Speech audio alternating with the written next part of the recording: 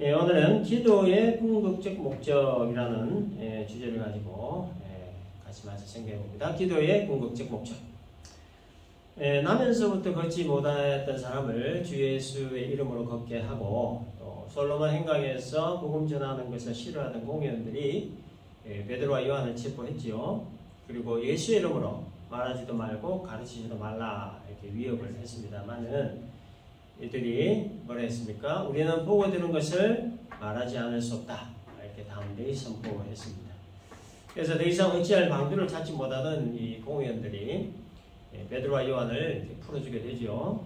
이 풀려난 베드로와 요한이 곧바로 찾아간 곳이 어디냐면 이들을 위해 기도하고 있던 성도들에게였습니다. 본문 23절을 보니까 그 동료에게 갔다 이렇게 나와 있는데요. 여기에서 말하는 동료는 영어 성경 보니까 own people로 되어 있습니다. 이 own people이라고 하는 이 단어의 뜻은요, 가족 이상의 관계를 형성한 사람들을 지칭할 때 쓰는 말입니다. 베드로와 요한을 가족 그 이상의 관계를 여기고 있는 사람들에게로 갔다 그런 얘기죠. 가족 이상의 관계는 그럼 어떤 관계를 말하는 것일까? 믿음의 관계를 말합니다. 믿음의 가족 관계라고 하는 것은 예수의 피로 맺어진 관계를 말하는데요. 믿음의 가족 관계가 혈연 가족 관계 그 이상의 관계다 그런 얘기죠. 그래서 이거는 믿음의 가족 관계가 혈연 가족 관계보다 더 낫다, 더 중요하다 그런 말이 아닙니다. 이거는 차원에 관한 말이에요. 차원. 세상 어디에서도 혈연 가족만큼 중요한 그리고 소중한 관계는 없습니다. 물론 여러 가지 이해관계 때문에 깨어진 가족 관계도 참 많지만, 그래도 혈연 가족 관계만큼 소중한 관계는 없는 겁니다. 따라서 혈연 가족은 예수의 피로 맺어진 믿음의 가족과는 비교할 수 없는 거예요. 그래서 비교할 수 있는 것은 상품만 가능하죠. 예를 들어서 이 비누는 저 비누보다 더 낫다, 이 샴푸는 저 샴푸보다 더 낫다. 그러니까 뭔가 상품을 비교할 때 더 낫다 이렇게 할 수 있는 거지. 이 가족 관계는 사용 불가능한 그런 개념입니다. 따라서 예수의 피로 맺어진 믿음의 가족 관계와 혈연 가족 관계는 따로 분리를 해서 생각해야 합니다. 믿음의 가족 관계를 형성하는 그 구심점이 예수님이기 때문에, 그런 차원에서 이 믿음의 가족 관계는 혈연 가족 관계 그 이상의 가치와 의미가 있다 그런 뜻입니다. 혈연 가족 관계 그 이상의 끈끈한 사랑과 신뢰 관계를 가지고 있었던 이 성도들이 이 베드로와 요한이 공회에 체포되었다는 소식을 듣고 얼마나 간절한 마음으로 기도를 했겠습니까? 또 자기들을 위해 간절하게 기도하고 있는 믿음의 가족들이 있다라고 하는 그 사실에 이 베드로 요한의 그 마음이 또 얼마나 든든했겠습니까? 그래서 이 베드로 요한이 풀려나자마자 자기들을 위해 기도하고 있던 성도들에게 곧바로 달려갔던 겁니다. 23절 보면 대제사장들과 장로들의 말을 다 알렸다 이렇게 되어 있죠. 베드로와 요한이 성도들에게 가서 대제사장들과 성도들이 했던 말을 전했는데 어떤 말이었습니까? 핵심이 뭐였죠? 예수 이름으로 말하지도 말고 가르치지도 말라라고 하는 이 말이었어요. 이 말을 전했습니다. 그래서 이 말 듣는 성도들이 취했던 행동이 뭐였냐면 기도하는 일이었습니다. 24절에 그들이 듣고 한 마음으로 하나님께 소리를 높여 이르되 그랬죠. 당시에 이 막강한 권력 실세들의 그 위협적인 말을 들으면 위축이 되거나 주눅이 들거나 불안에 떨거나 겁에 질리는 것이 일반이었지만, 그러나 이 성도들이 취했던 행동은 기도하는 일이었습니다. 아마도 인간적인 두려움들 같은 것들도 있었겠죠. 그래서 기도를 시작하면서 이들이 외쳤던 첫 마디가 뭐였냐면 24절 보니까 대주제여라고 하는 말이었습니다. 대주제, sovereign lord 이렇게 되어 있어요. 이거 무슨 뜻이냐면 주권자, 통치자라는 뜻입니다. 주권자이시고 통치자이신 하나님은 어떤 분인가에 대해 24절에 이렇게 얘기합니다. 천지와 바다와 그 가운데 만물을 지으시니 이렇게 얘기하고 있습니다. 하나님은 천지 만물을 지으신 창조주다 그런 얘기죠. 이 창조주라고 하는 말에 담긴 가장 강력한 의미가 뭐냐면 절대 통치자 그런 뜻입니다. 그래서 하나님은 우주 만물을 창조하시고 또 인간을 지으신 창조주이시므로 우주 만물을 통치하시고 인간을 다스리시는 절대 통치자다, 주권자다 그런 뜻입니다. 그래서 하나님을 향해 대주제여라고 한 것은 대제사장과 장로들이 아무리 그 위협을 가한다 할지라도 절대 통치자이신 하나님이 우리를 지켜주실 것이다 라고 하는 그런 신앙 고백적인 그런 표현이었던 겁니다. 또 하나 대주제이신 하나님에 대해서 25절과 26절에서는 뭐라고 하고 있느냐, 또 주의 종 우리 조상 다윗의 입을 통하여 성령으로 말씀하시기를 어찌하여 열방이 분노하며 족속들이 허사를 경영하였는고 세상의 군왕들이 나서며 관리들이 함께 모여 주와 그의 그리스도를 대적하였도다 하신 이렇게 지칭하고 있습니다. 요 구절은 시편 2편의 1절을 인용한 구절인데요. 메시아 예언에 관한 말씀입니다. 메시아가 이 땅에 오실 것인데 그러나 이 세상의 군왕들은 메시아를 거부하고 대적할 것이다. 그러나 메시아를 대적하는 자들을 보시는 하나님은 그들을 비웃으실 것이다. 그리고 심판하실 것이다.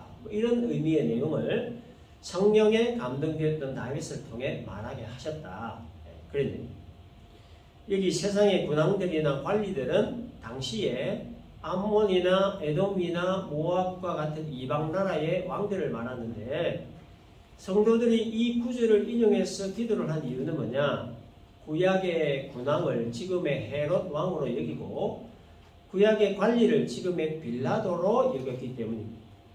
그래서 27절 28절을 보면 과연 헤롯과 본디오 빌라도는 이방인과 이스라엘 백성과 합세하여 하나님께서 기름 부으신 거룩한 종 예수를 거슬러 하나님의 권능과 뜻대로 이루려고 예정하신 그것을 행하려고 이 성에 모였다라고 했던 겁니다. 구약에서 암몬이나 에돔이나 모압과 같은 이방 나라의 왕들이 메시아를 대적했듯이 지금의 헤롯이나 빌라도 같은 자들이 메시아의 예수를 대적한다, 그런 말입니다. 그러나 구약에서 메시아를 대적했던 이방 나라의 왕들을 하나님이 비웃으시고 심판하셨듯이 메시아이신 예수를 대적하는 지금의 헤롯 왕이나 빌라도 같은 자들, 그리고 대제사장들이나 장로들 역시 하나님이 비웃으시고 심판하신다, 그런 뜻이에요.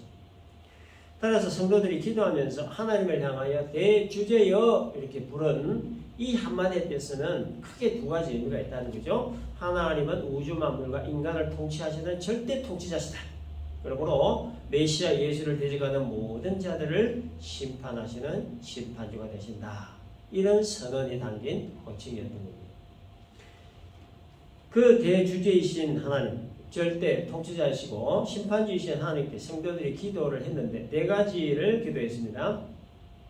첫 번째 기도는 29절, 그들의 위협함을 굽어보시었고, 그 다음에 두 번째 기도는 종들로 하여금 담대히 하나님의 말씀을 전하게 하여 주시오며, 세 번째 기도는 30절에 손을 내밀어 병을 낫게 하셨고, 네 번째 기도는 표적과 기사가 거룩한 종 예수의 이름으로 이루어지게 하옵소서. 이렇게 네 가지를 기도했습니다. 첫 번째 기도에서 그들의 위협함을 굽어보시었고 이렇게 기도했는데, 이것은 예수를 살리신 하나님을 증거하고 예수의 부활을 증거하는 우리를 위협하는 저들의 말과 행동을 지켜봐 달라, 심사숙고해 달라라고 하는 의미의 기도입니다. 자, 이것은 앞으로 더 많은 위협들이 이들에게 닥칠 것을 염두에 두고 했던 기도였고, 그러나 그러한 위협들 앞에서 하나님을 더 집중하고 더 강한 믿음으로 하나님을 바라보겠다라고 하는 그런 기도였습니다. 그리고 하나님을 위협하는 당사자들 자신들을 살펴주셔서 이 복음이 증거되는 일이 중단되지 않도록 해달라는 그런 기도였던 겁니다. 그들이 더 이상 복음 전하는 자신들을 위협하지 않게 해주시기를 위한 기도가 아니었어요. 복음을 증거하는 데 있어서 최상의 환경이나 조건으로 만들어 주시기를 위한 기도를 한 것도 아니었습니다. 열악한 환경이나 상황에서라도 주눅들지 않도록, 주저앉지 않도록 하기 위해 이렇게 기도했던 거고, 대주제이신 하나님을 붙든 자신들을 하나님이 어떻게 다루시는지, 그리고 예수를 증거하는 자신들을 위협하는 자들을 하나님이 장차 어떻게 다루시는지를 저들로 하여금 분명히 보여주시고 알게 해주시기를 위한 기도였던 겁니다. 그래서 여러분, 우리는 이 기도를 통해서 기도의 그 진정한 의미가 무엇인가에 대해서 배울 수 있는 것이 하나가 있는데, 기도는 환경이나 상황이 바꿔지기를 위해 하는 것이 아니라 환경과 상황을 바꾸시는 하나님을 바라보고 의지하고 맡기는 것, 이게 기도라고 합니다. 기도에 대해 우리가 생각할 때 흔히 우리의 필요를 하나님께 구하는 것을 기도라. 기도한 것을 받는 것을 응답이라. 이렇게 여기면서 우리가 열심히 기도하죠. 물론 그게 기도인 것이 맞습니다.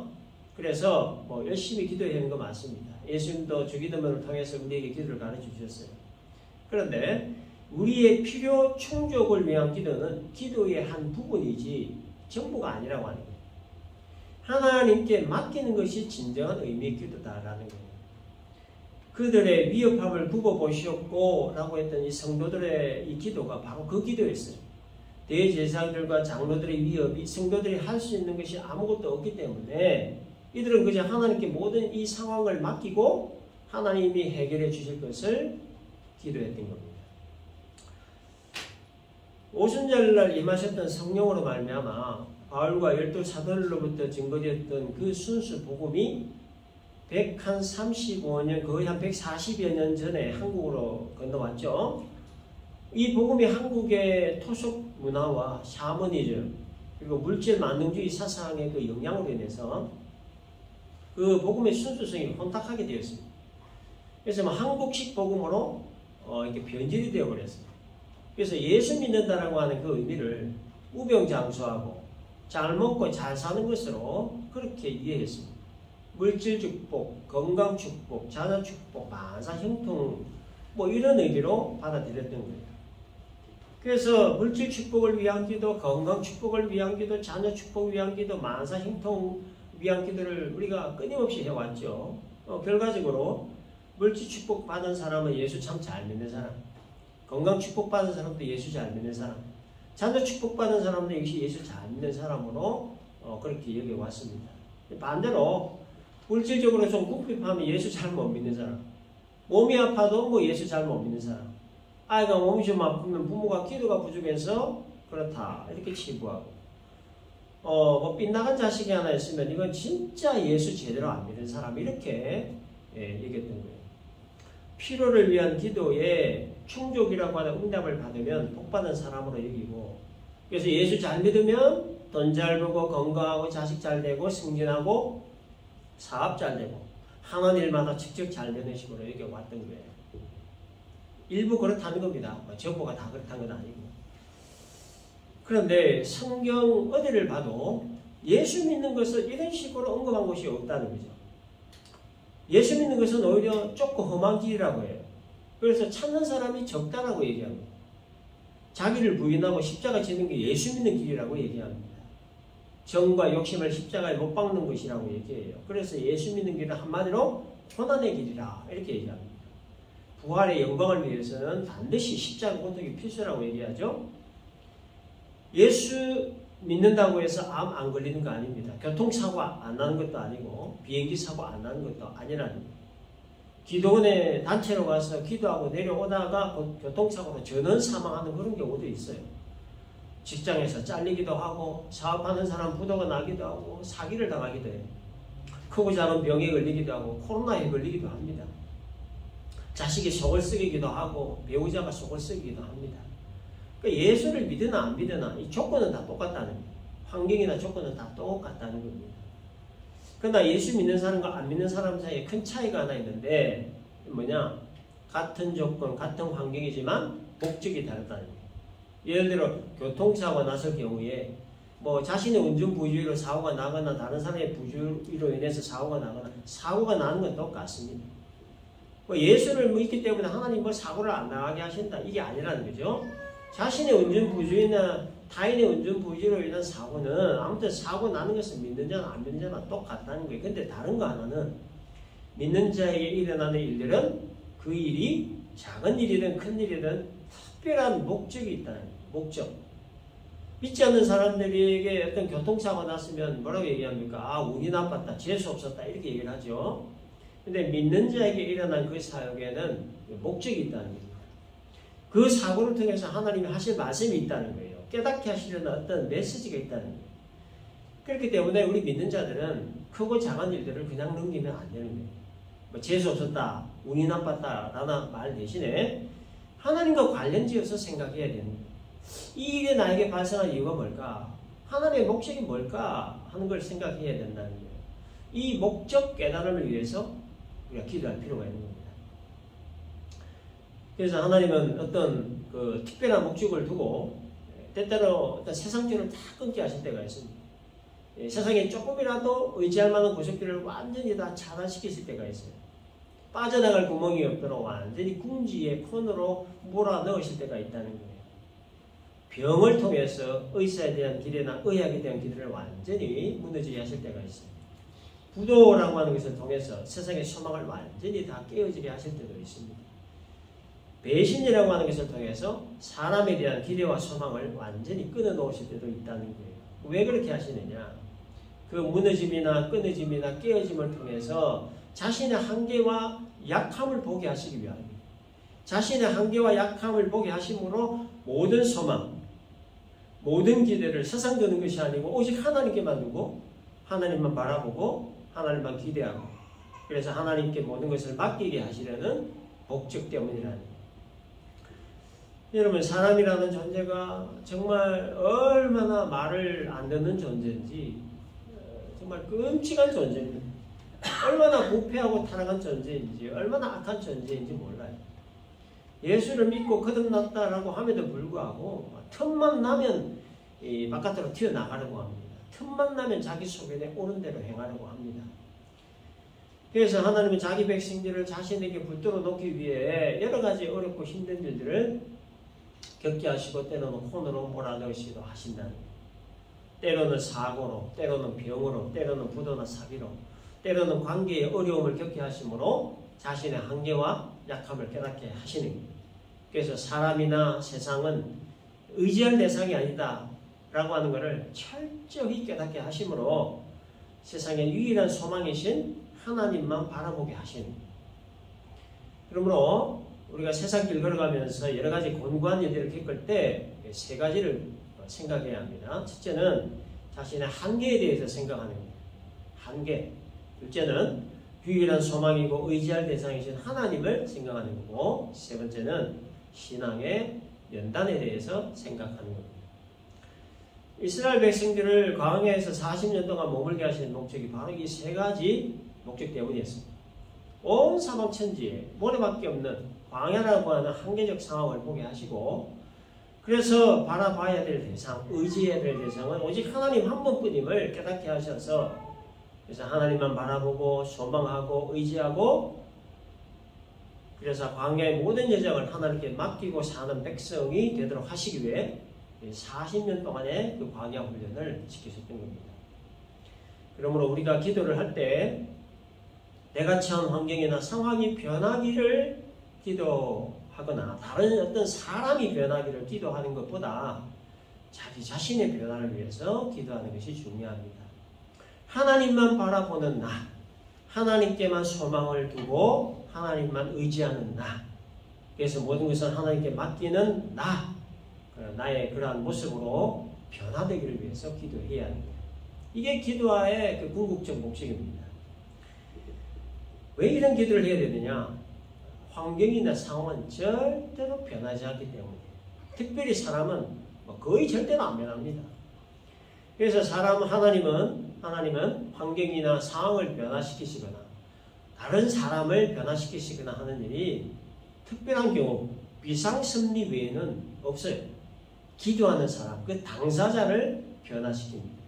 그래서 어떤 모습으로 변화시키냐면 모든 것을 다 내려놓고 하나님께 모든 것을 다 맡기는 자의 모습으로 변화시켜 가시는 거예요. 기도하는 당사자를 이와 같은 모습으로 변화시키셔서 환경과 상황을 극복하게 하시는 거예요. 그러므로 변하지 않는 환경이나 상황 혹은 다른 사람의 변화를 위해 하는 기도는 결국 시간 낭비, 에너지 낭비일 뿐이라는 거예요. 그리고 더 중요한 것은 나에게 닥친 이 곤고한 일을 거두어 가소서, 나에게 닥친 이 어렵고 힘든 환경을 변화시켜 주소서라고 하는 기도하는 것은 결과적으로 자신의 한계를 보고 깨달을 수 있는 하나님의 그 은혜를 놓치는 기도이고 또 하나님을 바라보고 하나님을 의지하고 하나님께 맡길 수 있는 그 기회를 놓쳐버리는 기도입니다. 곤고한 일들을 통해 자신의 한계를 발견함으로 모든 것을 내려놓을 수 있는 은혜, 모든 것을 하나님께 맡길 수 있는 은혜를 놓쳐버리게 되는 거예요. 결과적으로. 그러므로 어려운 환경, 어려운 상황, 어려운 사람을 만날 때 취해야 될 행동은 그 어려운 환경과 상황과 사람을 하나님께 맡기는 거예요. 맡기는 거예요. 내가 할 수 없는 거 하나님께 맡기는 거예요. 하나님께 맡기는 것이 내가 할 수 있는 최선이라는 거예요. 내가 할 수 없는 것을 내가 하겠다라고 하면 그만큼 시간 낭비만 될 뿐이고 에너지 소모만 될 뿐이라. 그러므로 내가 할 수 없는 일, 내가 바꿀 수 없는 환경이나 상황, 내가 바꿀 수 없는 사람, 이 모든 것들을 내려놓고 하나님께 맡기는 기도를 하는 거예요. 그리고 왜 나를 이런 코너로 몰아넣으시는가? 왜 나를 진퇴양난의 환경과 상황에 처하게 하시는가? 목적이 무엇인가? 이것에 대한 깨달음을 위해서 더욱 하나님께 집중해야 하는 겁니다. 여러분, 하나님이 자기 백성들을 부르실 때 아무런 목적 없이 부르시지 않습니다. 그런 법이 없어요. 이 땅에서의 안락한 삶과 세속적인 행복을 누리고 즐기라고 그렇게 부르신 게 아닙니다. 일부 그런 게 있죠. 이 2차적인 목적입니다. 1차적인 목적은 하나님 바라보라는 거예요. 하나님께만 소망 두라는 거예요. 하나님 기대하고 하나님 의지하고 하나님만 섬기는 백성 되게 하는 거예요. 이게 우리를 부르신 1차적인 목적이에요. 그래서 하나님은 자기 백성들을 가만히 내버려 두시지 않습니다. 자기 아들 예수를 십자가에 달려 피 흘려 죽게 하시고 그 피값으로 백성들을 사셨기 때문에 하나님은 절대로 자기 백성들을 가만히 내버려 두시지 않는 거예요. 내 소견에 좋은 대로 내 마음대로 살도록 내버려 두시지 않는 겁니다. 세상에 눈 돌리며 살아가도록 세상에 마음 빼앗겨 살도록 내버려 두지 않는 거예요. 하나님만 바라보는 백성, 하나님께만 소망 두는 백성, 하나님만 기대하고 의지하는 백성이 되게 하시라는 하나님의 그 목적이 완성될 때까지 때로는 사고로, 때로는 병으로, 때로는 부도로, 때로는 관계의 어려움으로, 때로는 재정적 어려움으로 훈련시키시고 연단 또 연단을 시키시는 거예요. 그래서 예수 믿는 인생을 참 이 세상 눈으로 보면 참 한심하고 고달프기 짝이 없습니다. 왜냐? 인간의 기본 욕망들을 억제하며 살아야 되기 때문에 그래요. 주일 아침 늦잠 자고 싶은 욕망 억제해야죠. 주일 끼워가지고 바닷가 놀러가고 싶은 욕망 억제해야 됩니다. 일탈하고 싶은 욕망 억제해야 됩니다. 그러니까 무엇이든지 욕망을 억제해야 되니까 이게 얼마나 고달프냐는 거예요. 해야 할 일을 안 해도 마음에 걸리고 안 해야 될 것을 해도 마음에 걸리고 그냥 하고 싶은 대로 하면 참 좋겠는데 그렇게 하려니까 또 마음이 편치 않아요. 내 안에 계신 성령께서 불편해 하시니까 내가 안 편한 거예요. 그래서 이 세상 눈으로 보면 예수 믿는 사람만큼 불쌍하고 한심한 사람들 없다는 겁니다. 근데 여러분 조금만 바꿔서 생각하면 이게 얼마나 축복된 삶인지 몰라요. 왜 축복된 삶이냐? 이 모든 과정들이 결국 하나님을 바라보게 하고 소망하게 하고 기대하게 하고 의지하게 하고 하나님만 믿고 섬기는 백성이 되게 하시는 과정이기 때문에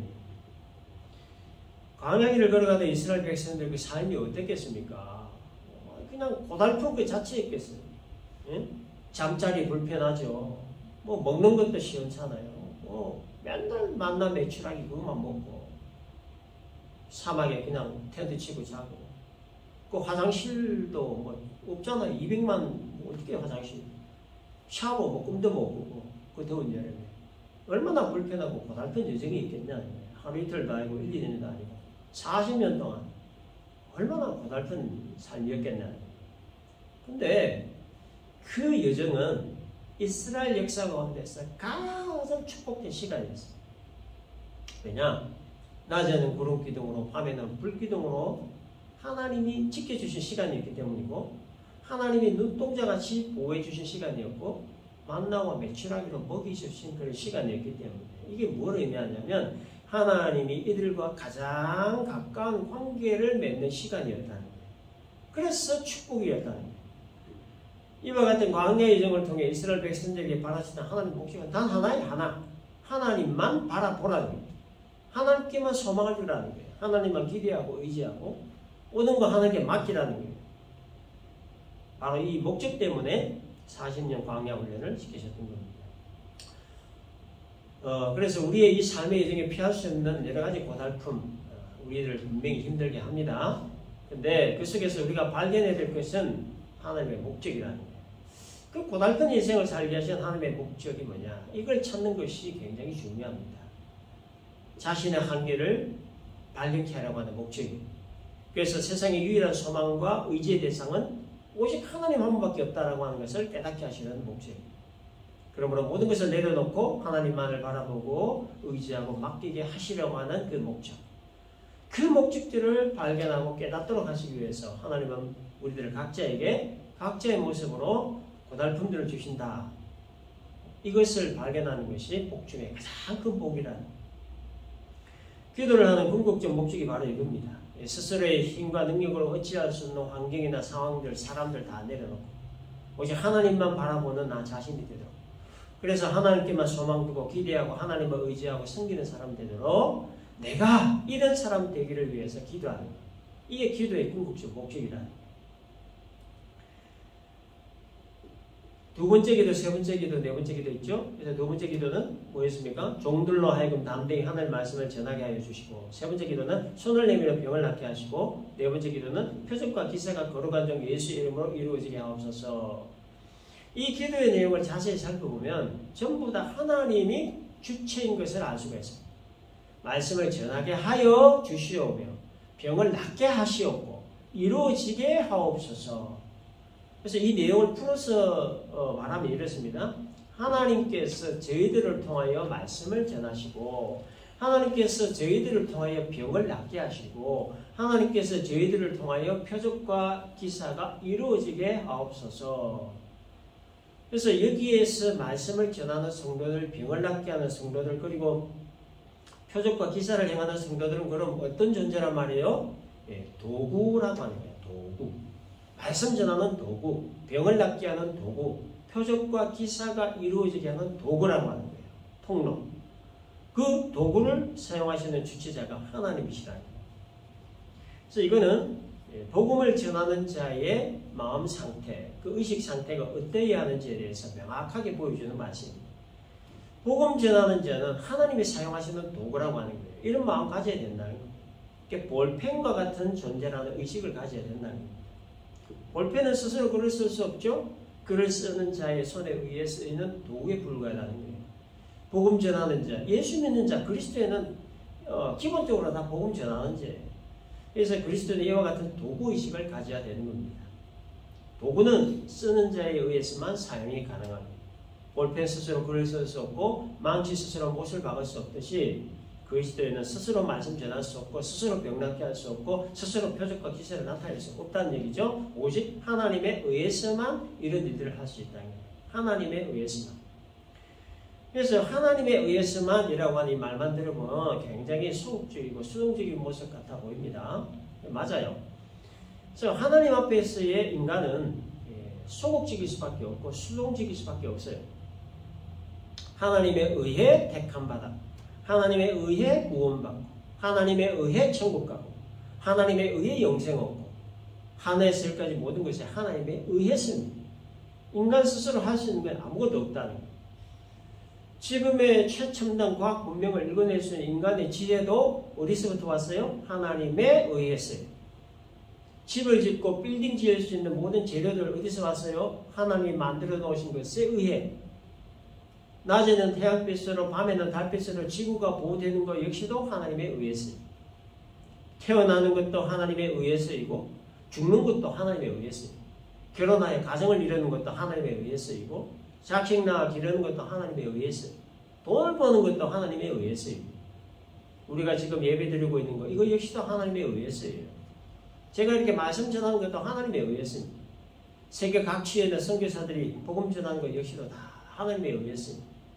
교회가 세워진 것도 역시 하나님에 의해서고 교회가 부흥하는 것 역시 하나님에 의해서예요. 무엇 하나 하나님에 의해서 되지 않는 것이 없다는 말이에요. 하나에서 열까지 모든 것들을 다 하나님에 의해서입니다. 그러므로 인간은 하나님 앞에 내세울 거 아무것도 없어요. 자랑할 것도 없고 업적도 없고 공을 기를 만한 아무것도 없어요. 전부 다 하나님에 의해서 되는 일이기 때문에.